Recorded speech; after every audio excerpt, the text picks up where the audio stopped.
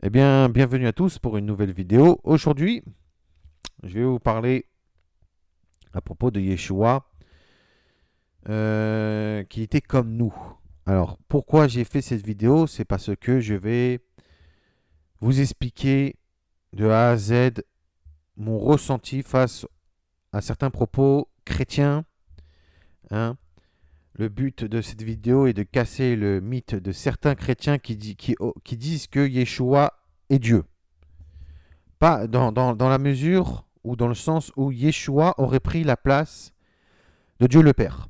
C'est malheureusement dans l'esprit de beaucoup de chrétiens dans le monde entier. Pourquoi?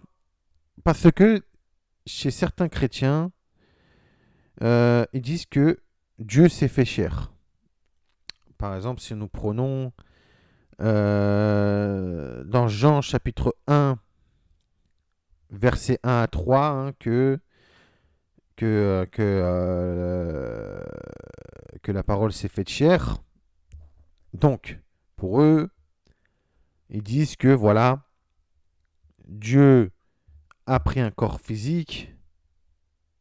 Voilà, donc pour eux, certains chrétiens, je ne sais pas si c'est dans leur esprit troublé ou je ne sais pas, osent dire que c'est Dieu le Père qui a pris la forme et qui est descendu sur terre. Bon, je vais expliquer tout cela. C'est un petit peu complexe, c'est vrai, je dois l'avouer, mais je vais expliquer. Par exemple, quand vous demandez à un chrétien qui est votre Dieu, il vous répondra sans hésiter Jésus. Par exemple, il y a cette chrétienne que on voit très bien que, par exemple, ils disent un seul prophète, donc ils vont mettre leur prophète. C'est le cas d'une secte chrétienne que je dirais pas le nom parce que voilà. Mais un seul prophète, donc ils vont citer le nom du prophète, un seul guide, donc la Bible, et un seul Dieu, Jésus. Donc on voit que déjà dans l'esprit de certains chrétiens, ils n'ont pas compris en vrai. Ils ont rien compris. Hein. Ils ont rien compris. Ça fait 2000 ans que Yeshua est venu sur terre, qu'il a été mort et ressuscité et monté aux cieux. J'ai l'impression que dans l'esprit de certains, ça n'a pas évolué. De même que, par exemple, Thomas. Vous connaissez la fameuse expression je suis comme saint Thomas, je crois à ce que je vois. Or, pourquoi il se fait appeler saint? Surtout que, comme Yeshua l'a dit, il n'y a que Dieu seul qui est saint. De même qu'un saint ou une sainte croit sans avoir vu. Déjà, c'est la base. Hein. Thomas, lui, il ne voulait pas croire tant qu'il n'avait pas mis ses doigts ou ses mains dans les plaies du Christ. Vous savez, dans les mains trouées et dans les pieds troués, même le côté transpercé à cause de la langue du soldat pour voir s'il était mort ou pas. Donc, même qu'il y a eu du sang, de l'eau et de l'huile qui est sorti de sa côte. Preuve que Yeshua était le Mashiach, puisqu'il y a eu de l'huile aussi qui est sortie de sa côte. Donc Thomas appelait Yeshua mon Seigneur et mon Dieu. Hein, par exemple, si vous prenez, j'ai repris ce passage dans Jean chapitre 20, versets 28 à 29, que même Yeshua disait tu crois parce que tu as vu, mais en vérité, je te le dis, en vérité, je vous le dis, heureux ceux qui croient sans avoir vu. Voilà. De même que certains, et c'est véridique hein, ce que je vous dis, hein, c'est pas des conneries, pas du tout des conneries. Certains pensent que Yeshua ne connaissait point la douleur. Parce que j'ai entendu des conneries du style en disant oui, mais Jésus est Dieu, donc il ne peut pas connaître parce que la douleur c'est juste au genre humain. Voilà, Jésus est Dieu, donc il considère Yeshua comme quelqu'un d'indestructible, quelqu'un de... Bien qu'il vit de toute éternité, n'oublions pas que la parole s'est faite chair, donc il a pris un corps humain. Donc, qui dit corps humain dit souffrance. Ah, hein, par exemple, j'ai chaud, j'ai froid, j'ai des douleurs, de l'angoisse, de la frayeur, enfin voilà, c'est toute chose du corps humain. Ce que je vais vous faire démontrer d'ailleurs. Voilà, donc, vous savez, le taux de conneries que j'ai entendu, c'est vrai que, bon, euh, il y en a certains qui se disent, entre guillemets, disciples du Christ, mais ils ne le sont pas. Pour débiter des choses affreuses, il ne faut pas être disciple du Christ. Prenons un passage du prophète Isaïe, donc Isaïe chapitre 53, verset 2, que certains chrétiens, alors là franchement vous avez, c'est vraiment la goutte d'eau, hein. Je vais vous lire le passage. Il s'est élevé devant lui comme une faible plante, comme un rejeton qui sort d'une terre desséchée. Il n'avait ni beauté ni éclat pour attirer nos regards et son aspect n'avait rien pour nous plaire. Donc, certains chrétiens, dans leur tête et dans leur esprit troublé, excusez-moi du terme, eh ben ils disent que le Messie, ils osent dire en tout cas que le Messie sera moche, sans beauté ni éclat, que personne n'était attiré par lui. Ce n'est pas, je le répète, ce n'est pas inventé du tout, pardon. J'ai vraiment entendu ces paroles-là de certains chrétiens, en disant oui, mais il est écrit dans ce passage, donc Isaïe chapitre 53, verset 2, qu'il n'avait ni beauté, que son aspect n'avait rien pour nous plaire. Il n'avait ni éclat.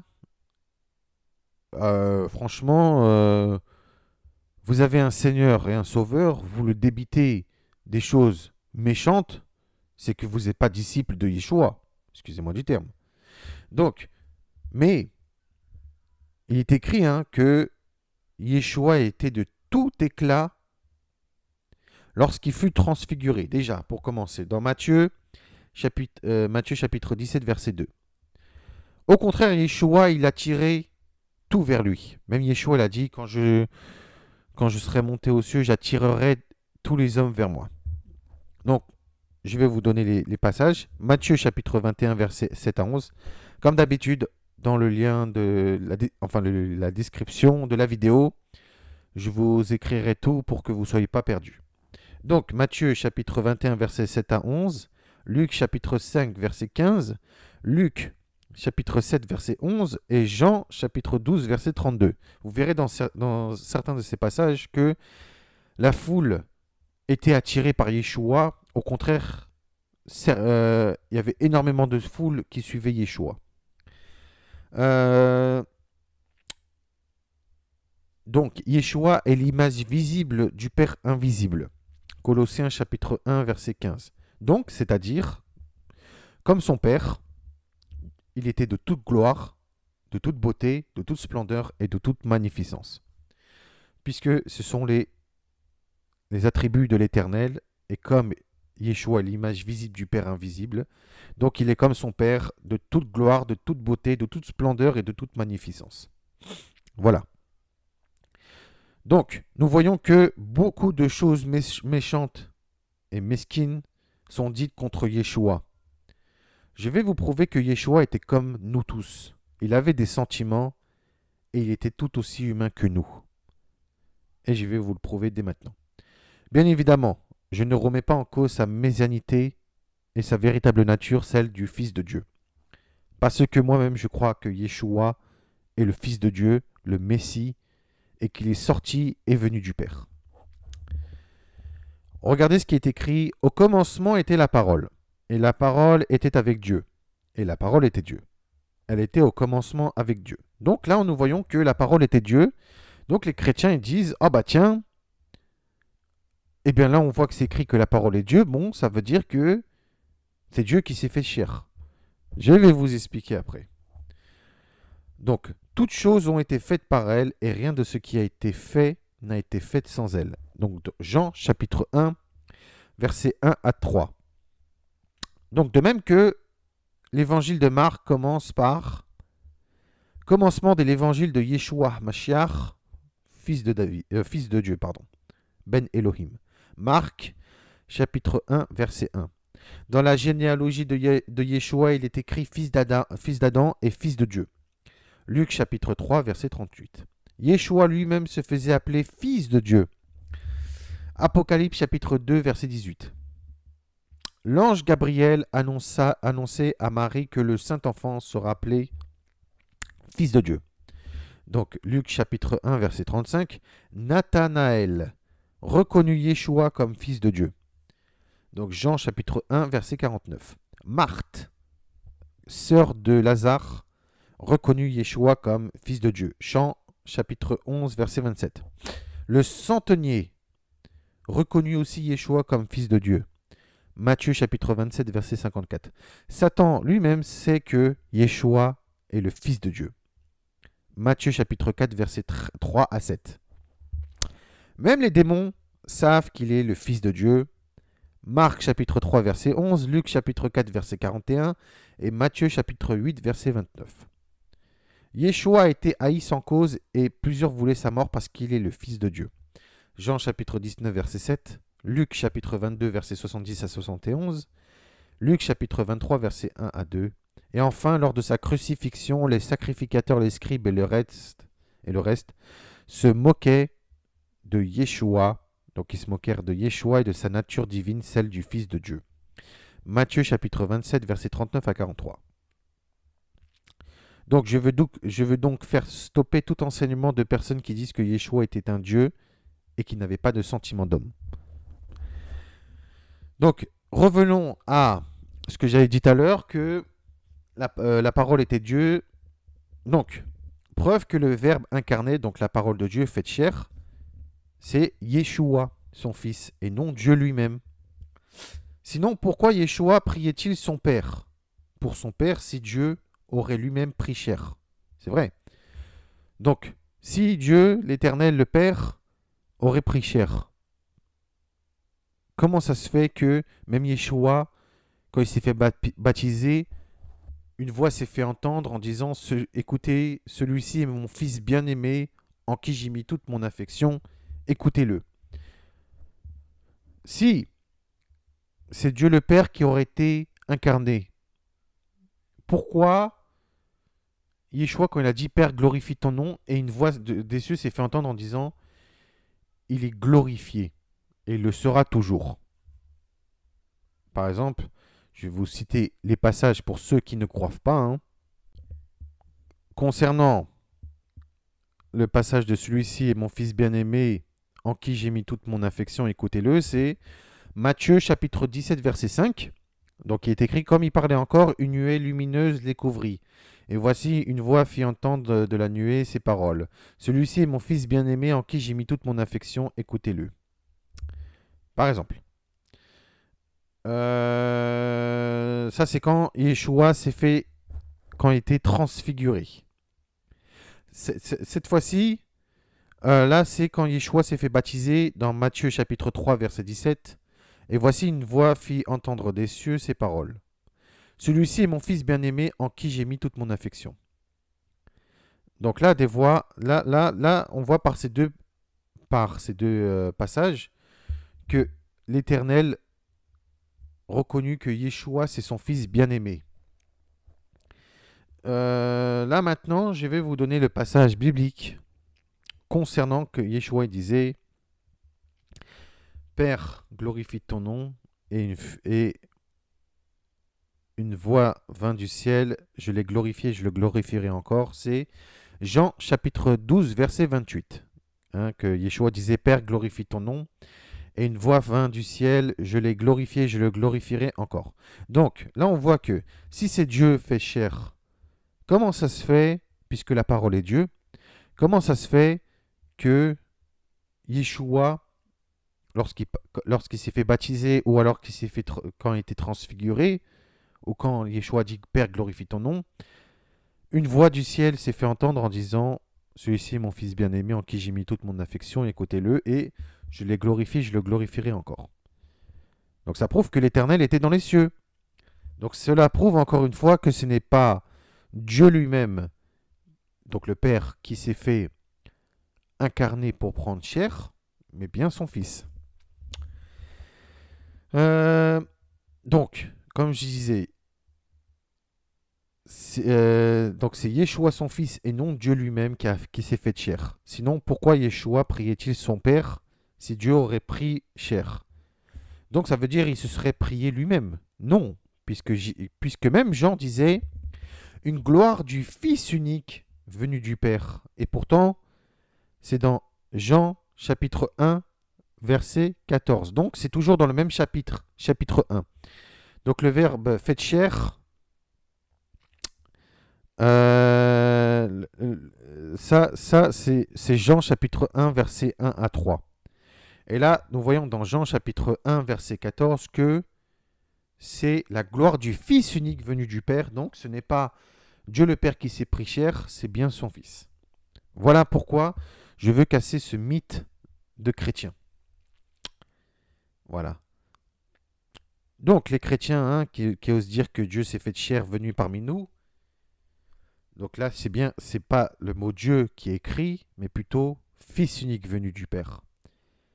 Puisque nous savons que Yeshua est sorti du Père, Jean chapitre 8 verset 42, Jean chapitre 16 verset 27 à 30, Jean chapitre 17 verset 8, nous savons aussi que Yeshua et le Père ne font qu'un, Jean chapitre 10 verset 30, Jean chapitre 17 verset 22, donc ce n'est pas le Père lui-même qui a pris chair, mais c'est plutôt son Fils qui s'est fait chair. Alors, concernant cela, il y a 3 personnes en un esprit. Vous devez regarder la vidéo que j'avais faite à propos du Shin. Vous avez dans le Shin une lettre, mais il y a 3 branches dans la lettre. Donc c'est le Père, le Fils et le Saint-Esprit. Donc 3 esprits en un seul. 3 personnes en un seul esprit. Dieu le Père, Dieu le Fils, Dieu le Saint-Esprit. Mais il n'y a qu'un seul Dieu. Donc je vous invite à regarder la vidéo. Donc cela prouve que Yeshua est fils de Dieu, mais en même temps Dieu le Fils. Vous allez me dire c'est contradictoire, je suis un polythéiste ou je ne sais quoi. Non, puisque l'Éternel, même Yeshua a dit qu'il est sorti du Père et que le Père et lui ne font plus qu'un. Donc une seule et même personne, puisqu'il est sorti du Père. Nous voyons donc que son Fils qui était aux côtés de son Père a pris un corps physique, de chair, de sang, d'os, donc un corps matériel. Jean chapitre 1, verset 14. Donc, là nous voyons que... Donc voilà. Yeshua, il faut savoir que Yeshua était... Donc comme il a pris un corps physique, Yeshua, lui, nous voyons que comme il a pris un corps physique, il avait toutes les caractéristiques d'un être humain. Bien qu'il est le Fils de Dieu, comme j'ai expliqué, n'oublions pas qu'il a pris un corps physique. Donc, il avait toutes les choses d'un être humain que je vais vous prouver. Nous voyons que Yeshua est né par voie naturelle, c'est-à-dire que une femme, quand elle accouche, voilà, elle accouche d'un petit enfant. Donc, n'oublions pas que Yeshua est né d'une femme, puisque la femme, c'était Marie. Luc chapitre 2, versets 6 à 7, pendant qu'il était là, le temps où Marie devait accoucher arriva. Donc, on voit bien que Marie accoucha. Et elle enfanta son fils premier-né, elle l'emmaillota et le coucha dans une crèche parce qu'il n'y avait pas de place pour eux dans l'hôtellerie. Donc nous voyons que Yeshua est né par voie naturelle, c'est-à-dire par accouchement, que sa mère l'a accouché. Donc voilà. Yeshua est fils d'Adam, donc c'est-à-dire fils de l'homme. Puisque même dans la généalogie, dans Luc chapitre 3, verset 38, il est écrit fils d'Énoch, fils de Seth, fils d'Adam, fils de Dieu. Luc chapitre 3, verset 38. Donc Matthieu chapitre 16, verset 13, Yeshua, étant arrivé dans le territoire de Césarée de Philippe, demanda à ses disciples, qui dit-on que je suis, moi, le Fils de l'homme? Donc lui-même, il se faisait appeler Fils de l'homme. Donc Yeshua avait des frères et sœurs. Ça, il ne faut pas l'oublier. Donc le mythe encore des chrétiens que Marie toujours vierge, c'est désolé pour vous, hein. Matthieu chapitre 12, versets 46 à 47. Comme Yeshua s'adressait encore à la foule, voici sa mère et ses frères qui étaient dehors cherchèrent à lui parler.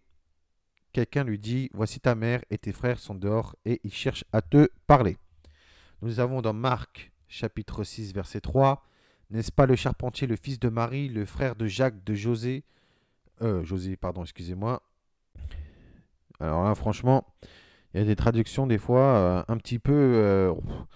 Là, nous avons dans Marc chapitre 6, verset 3, est écrit José. Et là, si nous avons Matthieu chapitre 13, verset 55, ce n'est pas José, mais c'est Joseph. Bon. Oui, c'est les traductions, franchement, parce que là, nous avons les mêmes Jacques, Jude, Simon, pas de problème, mais c'est José et Joseph qui changent. Bon. Bon, ça change, bon. Donc, et ces sœurs ne sont-elles pas ici parmi nous? Et il était pour eux une occasion de chute. Jean chapitre 2, verset 12. Jean chapitre 7, verset 3. Jean chapitre 7, verset 10. Lorsque nous voyons que ses frères furent montés à la fête, donc des tabernacles, il y monta aussi lui-même, non publiquement, mais comme en secret. Hein, de même que ses frères ne croyaient pas en Yeshua lui-même.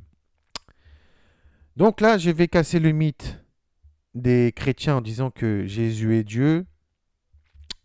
Excusez-moi. Hein. Yeshua croyait en un seul Dieu. Eh oui, ça vous fait drôle, mais bon. Dans Luc chapitre 18, verset 19, est écrit, Yeshua lui répondit, pourquoi m'appelles-tu bon? Il n'y a de bon que Dieu seul. Marc chapitre 12, verset 29 à 30, Yeshua répondit, voici le premier. Écoute Israël, le Seigneur est notre Dieu et le Seigneur est un. Tu aimeras le Seigneur ton Dieu de tout ton cœur, de toute ton âme et de toute ta pensée, de toute ta force. Si Yeshua aurait été Dieu, pourquoi il citait le Shema Israël? Shema Israël Adonai Eloheinu Adonai Echad. Echad, qui est un.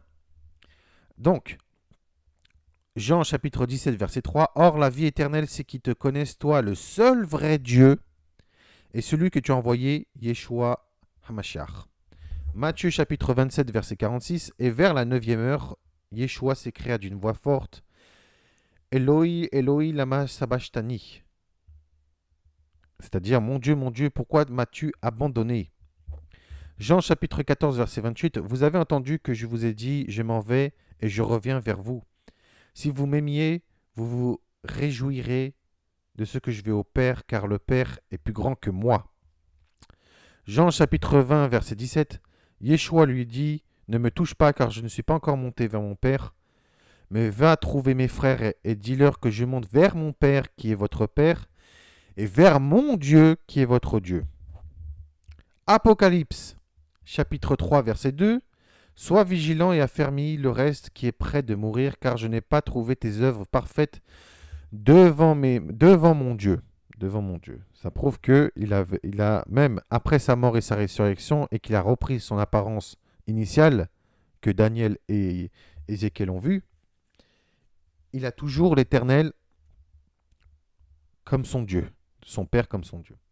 Et ensuite, Apocalypse chapitre 3, verset 12, celui qui vaincra, je ferai de lui une colonne dans le temple de mon Dieu, et il n'en sortira plus. J'écrirai sur lui le nom de mon Dieu, et le nom de la ville de mon Dieu, de la nouvelle Jérusalem qui descend du ciel d'auprès de mon Dieu, et mon nom nouveau. Ah, là, ça fait un choc aux chrétiens, et à ceux qui disent que, voilà, que Yeshua est Dieu, Dieu seul en tout cas, pas. Ils en ont fait un Dieu principal, même les chrétiens en faisant un Jésus Dieu. La preuve que Yeshua considérait son Père comme son propre Dieu, donc il avait l'Éternel son Père comme Dieu. Yeshua priait son Père, et oui. Luc chapitre 5 verset 16, et lui il se retirait dans les déserts et il priait. Luc chapitre 9 verset 18, un jour que Yeshua prit à l'écart, ayant avec lui ses disciples, il leur posa cette question, que dit-on que je suis? Luc chapitre 9, verset 29. Pendant qu'il priait, l'aspect de son visage changea et son vêtement devint d'une éclatante blancheur. Donc ensuite, il y a Luc chapitre 1, verset 11, verset 1, pardon. Yeshua priait un jour en un certain lieu. Luc chapitre 22, verset 44. Étant en agonie, il priait plus instamment et sa sueur devint comme des grumeaux de sang qui tombaient à terre. Marc chapitre 1, verset 35, va vers le matin pendant qu'il faisait encore très sombre, il se leva et sortit pour aller dans un lieu désert où il pria. Yeshua allait à la synagogue pour prier et prêcher. Ça étonne beaucoup de gens, mais c'est la vérité. Il faisait comme les Juifs de cette époque et comme les Juifs de notre époque dans le monde entier. Matthieu chapitre 12, verset 9, étant parti de là, Yeshua entra dans la synagogue. Jean chapitre 6, verset 59, Yeshua dit ces choses dans la synagogue enseignant à Capernaum. Jean chapitre 18, verset 20, Yeshua lui répondit, j'ai parlé ouvertement au monde, j'ai toujours enseigné dans la synagogue et dans le temple où les Juifs s'assemblent, et je n'ai rien dit en secret. Donc, Luc chapitre 4, verset 16 à 18, il se rendit à Nazareth où il avait été élevé et selon sa coutume, il entra dans la synagogue le jour du Shabbat. Donc ça prouve que lui-même observait le Shabbat et il allait à la synagogue le jour du Shabbat. Il se leva pour faire la lecture et on lui remit le livre du prophète Isaïe. L'ayant déroulé, il trouva l'endroit où il est écrit « L'Esprit du Seigneur est sur moi parce qu'il m'a oint pour annoncer une bonne nouvelle aux pauvres. Il m'a envoyé pour guérir ceux qui ont le cœur brisé. » Donc là, on voit que Yeshua allait à la synagogue et il priait et il prêchait. Yeshua enseignait dans le temple de son père, donc Luc chapitre 2, versets 46 à 47, qu'on voyait qu'au bout de 3 jours, ils le trouvèrent dans le temple, assis au milieu des docteurs, les écoutant et les interrogeant. Tous ceux qui l'entendaient étaient frappés de son intelligence et de ses réponses. Matthieu chapitre 21, verset 23, Marc chapitre 11, verset 15 à 17, Jean chapitre 7, verset 14, Jean chapitre 8, verset 2, on voit que Yeshua enseignait tout le temps dans le temple, tout au long de son ministère jusqu'à sa mort. Yeshua observait les fêtes de l'Éternel son Père, puisque Luc chapitre 22, verset 13 à 15, ils partirent et trouvèrent les choses comme il leur avait dit, et ils préparèrent la Pâque. L'heure étant venue, il se mit à table avec les apôtres, et avec lui, il leur dit, j'ai désiré vivement manger cette Pâque avec vous avant de s'ouvrir. Luc chapitre 22, verset 39, après cette sortie, il alla selon sa coutume à la montagne des Oliviers, ses disciples le suivirent. Donc selon sa coutume.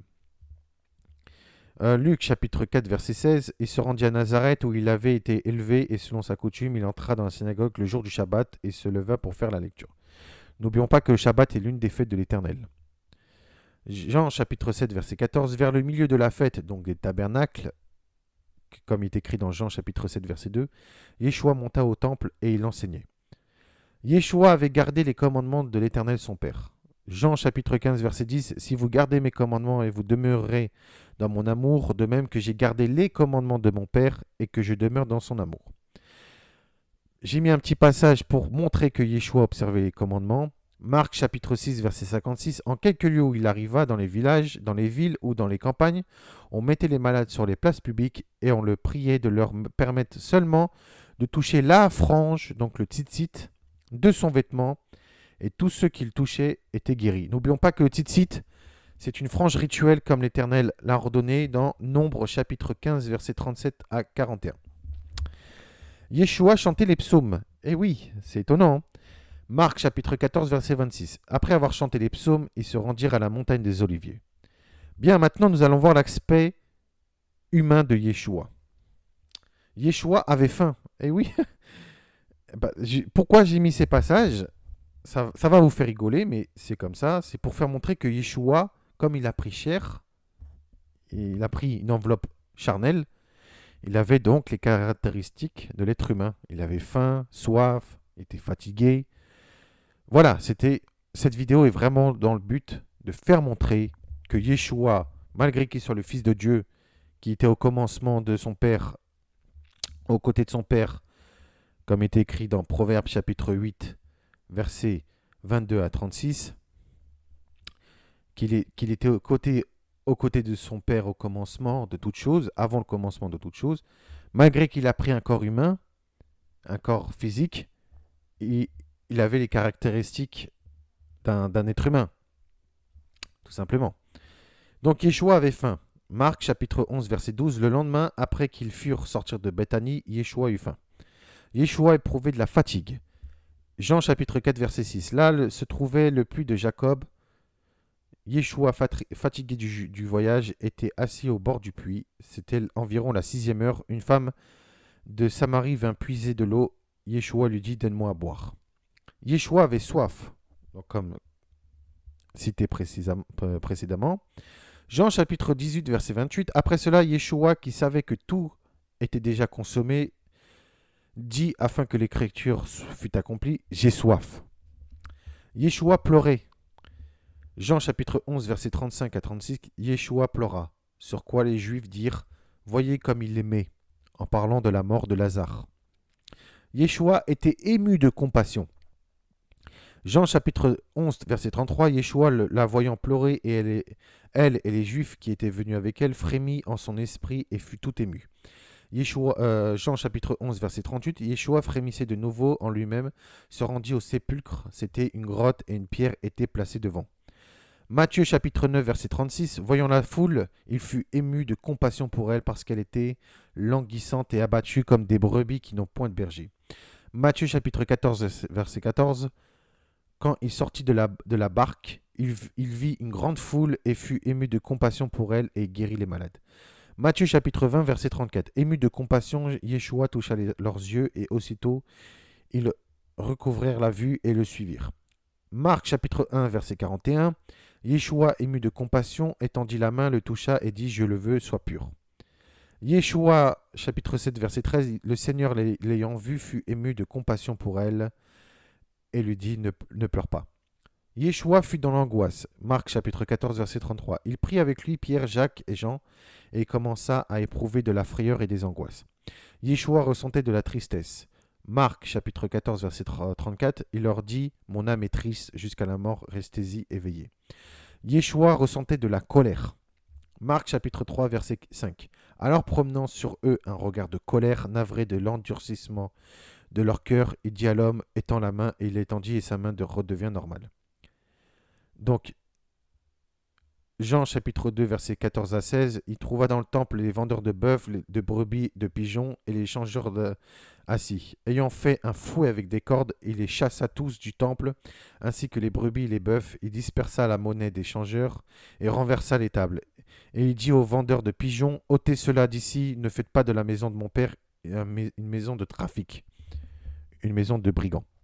Yeshua ressentait de la joie. Luc chapitre 10 verset 21, en ce moment même, Yeshua tressaillit de joie par le Saint-Esprit et il dit, je te loue Père, Seigneur Dieu du ciel, de la terre et de la terre, de ce que tu as caché ces choses aux sages et aux intelligents, de ce que tu les as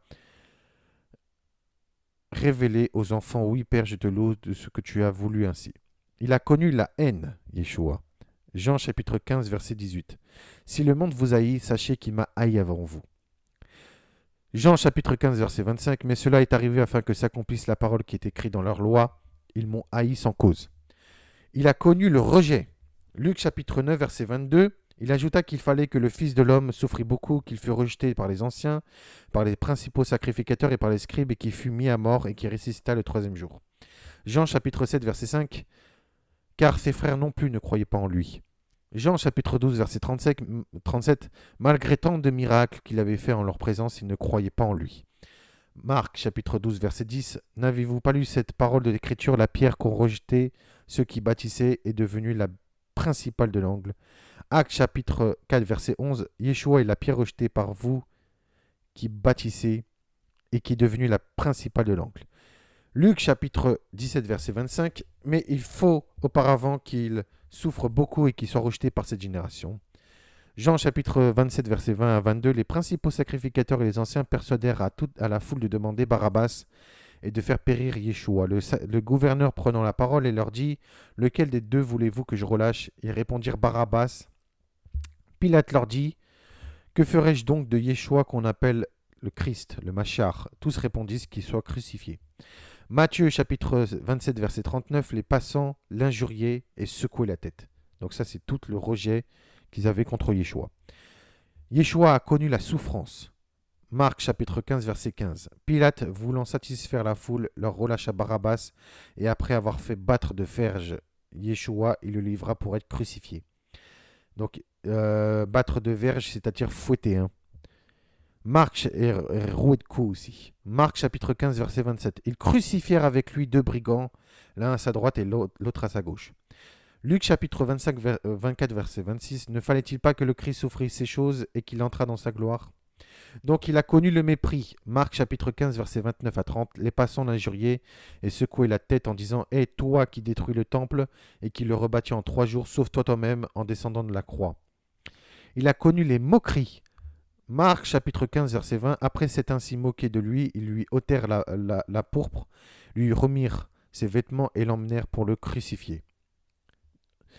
Luc chapitre 23 verset 35. Le peuple se tenait là et regardait. Les magistrats se moquaient de Yeshua, disant: il a sauvé les autres, qui se sauve lui-même s'il est le Christ, l'élu de Dieu. Les soldats se moquaient aussi de lui, s'approchant et lui présentant du vinaigre. Il a connu l'humiliation. Matthieu chapitre 26 verset 67 à 68. Là-dessus, ils lui crachèrent au visage et lui donnèrent des coups de poing et des soufflets. Donc des soufflets, c'est des sortes de gifles, en disant: Christ, prophétise, dis-nous qui t'a frappé.